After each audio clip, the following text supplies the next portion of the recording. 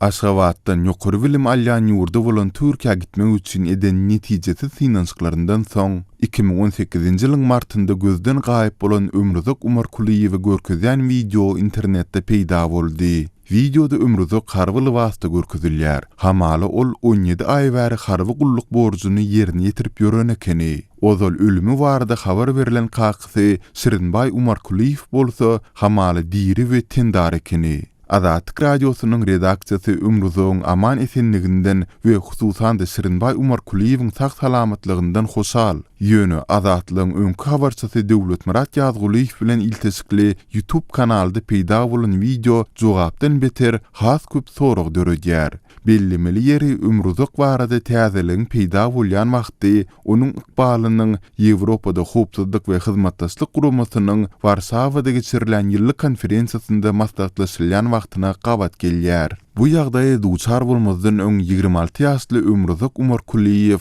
2018-nji ýylyň 21-nji ýanwarynda Azatlyk radiosyna efire berilen Dünýä türkmenleri gepleşigine beren interwýusundan soň Türkmenistanyň Ankaradaky ilçihanasynyň kömek bermeginde aldyw ýoly bilen Türkiýeden çykaryldy. Geçen ýylyň fevralynda Aşgabatdan ýyzyna Türkiýe gitmek üçin bir hepdelap eden netijesiz finançlaryndan soň ol garaşsyz türkmen internet neşirlerine ýüz tutdy. Şol sanda Azatlyk radiosynyň korrespondenti bilen telefon arkaly gepleşip öz ýagdaýy barada gurrun berdi. Ol martyň başlarynda Birleşen Ştatlaryň Aşgabatdaky ilçihanasynyň wekili bilen hem habarlaşdy. Soňra Umarkuliýew bilen ary gatnaşyk kesildi. Azatlyk radiosy 2018-nji ýylyň martynda Ömrüzogyň maşgaly agdalary bilen habarlaşmagy tinançdy. Ýöne soňra olar biziň bilen ary gatnaşykdan boýun gaçyrdylar. Sondan soň 2018-nji ýylyň iýun aýynyň başlarynda Ömrüzok Umarkuliýewiň 20 ýyl türme tutulgyny hüküm edilendigi barada ençime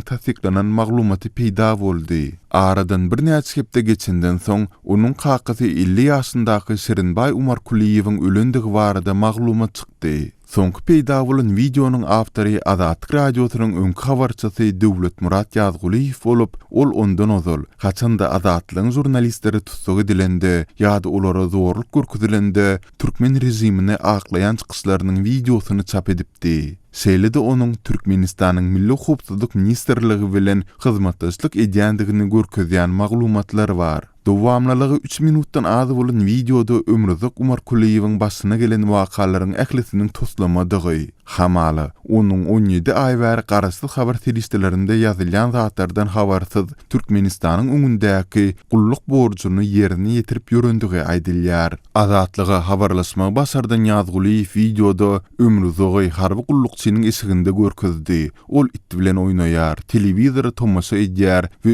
özü ýaly harby wagtdaky adamlaryň arasynda nahar ýýär. Ýöne geň ýeri videonyň hiç ýerinde Ömrüzok gürlemeýär, hiç ýyly çykyş etmeýär. Ýagny egerde Ýazguliýew ony tapmagy, onuň gündeki eser durmuşyny video düşürmegi basaran bolsa, onda näme üçin onuň bilen gepleşmedi? Näme üçin Ömrüzogyň özü şunça wagtlap nirede bolandygyny gurrun bermedi? Ol hiç zat aýtmazlyk bilen bir hatarda Ömrüzok asla kamera seretmän boş bakışlar bilen nirädir başga tarapa garaýar. Türkmenistandan islendik maglumat almagyň aýratynda harby gullukçy hakda maglumat almagyň we harby bölümi ygtyýarnama almagyň aňsat däldigini nazarda tutsak, Azatlygyň öňkü habarçysynyň häzir özüni garaşsyz jurnalist atlandyrýanyň bu işleriň näde hötdesinden gelendigi şüpheli dälmi? Videonyň harby bölümde düşürilendigini anyk görkezýän nekije de sahna ýok. Video şeýle bir düşürilipdir welin hamaly awtor onuň nirede alnandygyny gizlejek bolýan ýaly. Ýazguliýew Azatlyk radiosy bilen telefon söhbetdeşliginde Ömrüzogyň kakysy töhmet astyndaky maşgalasyna kömek sorandan soňra Ömrüzok bilen duşuşmak üçin degişli döwlet edaralaryna ýüz tutup ruhsat alandygyny öňe sürýär. Ýöne Ýazguliýew Azatlygyň häzirki wagtda Ömrüzogyň haýsy regionda we haýsy bölümde gulluk edýändigi barada beren soragyna munyň döwlet sırdygyny aýdyp jogap bermekden ýüz öwürdi. Şeýle-de ol videonyň düşürilen wagtyny aýan etmekden saklandy.